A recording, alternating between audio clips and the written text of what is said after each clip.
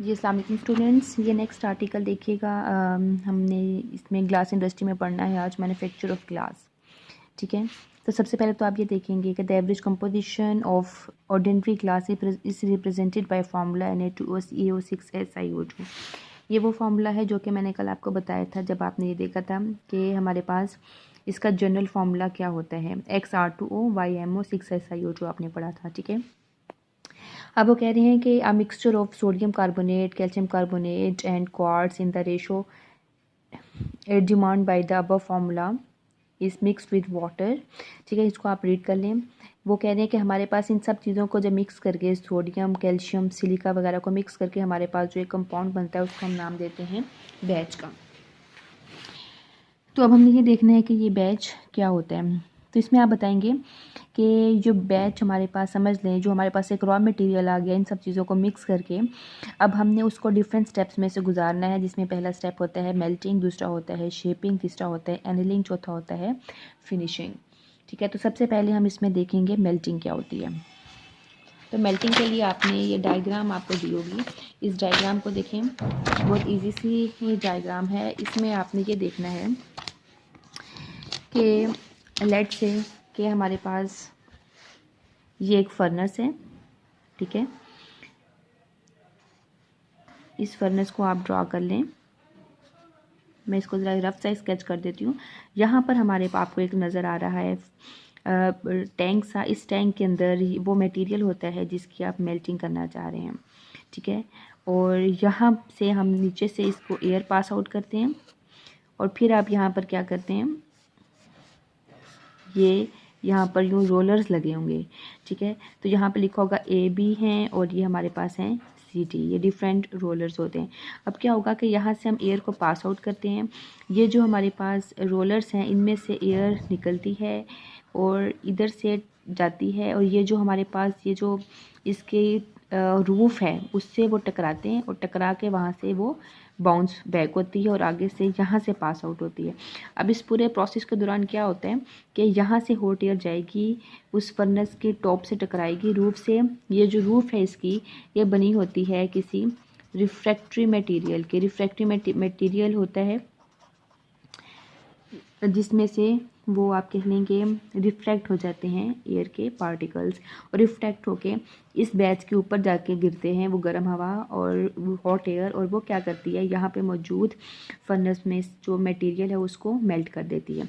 Melt करके फिर यहाँ से वो पास आउट होता है और यहाँ से वो बाहर निकल जाता है।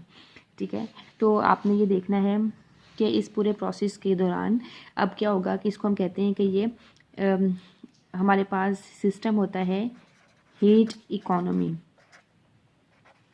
इस सिस्टम को नाम दे देते हैं हीट इकोनॉमी सिस्टम, और जिसमें क्या होता है कि एयर मुसलसल जो है वो प्रोड्यूस भी हो रही होती है और वहाँ से बाउंस बैक होती है, वहाँ से वापस आती है, और दोबारा से यूँ प्रोसेस ये कंटिन्यू रहता है जब तक कि तमाम चार्ज जो यहाँ पर मौजूद है वो मेल्ट ना हो जाए। ये चार्ज कौन सा है, ये जो शुरू में आपने क्लास पढ़ा है ना, हमारे पास हमने क्या कहा था कि ये जो हमारे पास बैच बना है, असल में ये बैच आपने यहाँ पर रखा हुआ है।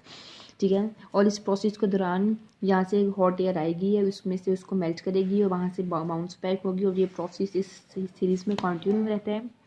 फिर कुछ देर के बाद क्या होता है कि इस एयर का इसका जो प्रोसेस है वो रिवर्स हो जाता है।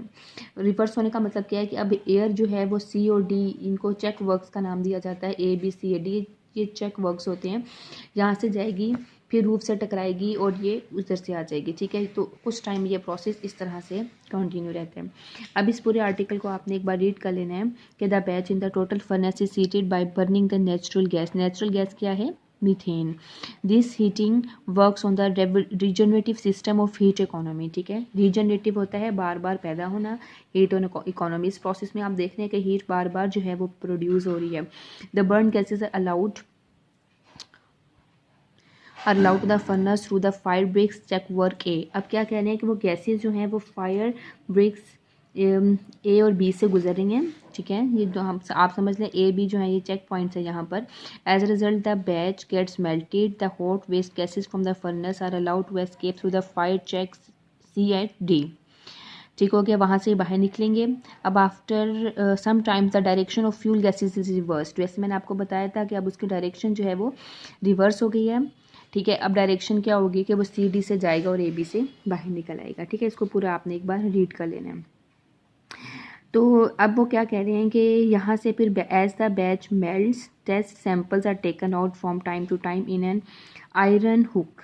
ये बड़ी बड़ी सी रॉड्स होती हैं जिन रॉड्स को इस्तेमाल करते हुए हम वहाँ से क्या करते हैं, उसको वहाँ से उठा लेते हैं बैच को। When the sample is transparent and free from CO2 bubbles the melting batch is then taken for further processing. तो फिर हम इसको लेकर जाते हैं फर्दर प्रोसेसिंग में।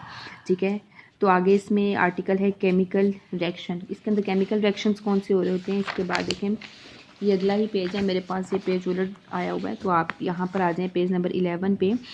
तो ये आपने बता देना है कि हमारे पास 2 रिएक्शंस हो रहे होते हैं। जैसे Na2CO3 सोडियम कार्बोनेट को सिलिका में से पास आउट करें तो हमारे पास बनेगा Na2SiO3 एंड CO2। और दूसरा रिएक्शन है कि जब कैल्शियम कार्बोनेट, हमारे पास ये 2 कंपाउंड्स है, समझ लें कि एज अ रिएक्टेंट मौजूद हैं, सोडियम कार्बोनेट और कैल्शियम कार्बोनेट, और जब ये सिलिका में से पास होंगे तो ये बनाएगा कैल्शियम सिलिकेट और CO2 वहाँ से रिलीज़ हो जाएगा।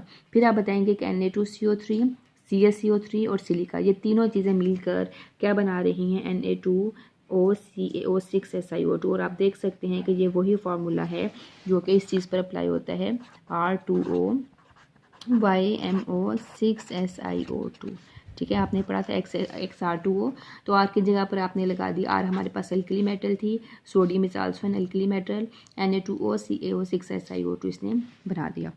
ठीक है, तो नेक्स्ट प्रोसेस है शेपिंग का। अब हम ये देखेंगे कि उसको मेल्टिंग के बाद हमने शेप देनी है। हम यहाँ पर क्या कर रहे हैं, हम ग्लास बना रहे हैं जिसके लिए हमने कुछ रॉ मटेरियल्स को पहले मेल्ट किया, अब हम उसको डिफरेंट शेप्स में कन्वर्ट करेंगे। तो आप बताएंगे कि molten glass obtain from the tank is allowed to cool down so that it attains the required degree of plasticity to work. तो शेपिंग देने से पहले वो जो ग्लास आपने मेल्ट किया हुआ है वो बहुत ज़्यादा हाई टेम्परेचर पर मेल्ट किया हुआ है। ठीक है, तो अब हमने क्या करना है, उसको डिफरेंट शेप्स में कन्वर्ट करना है। तो this cooled molten glass is transfer to specified moulds. अब शेप में करने के लिए ऐसा नहीं होता कि हम हाथ से उसको कोई भी शेप दे देते हैं, ये बड़े बड़े से मोल्ड्स होते हैं जिनमें से हम उसको पास करते हैं।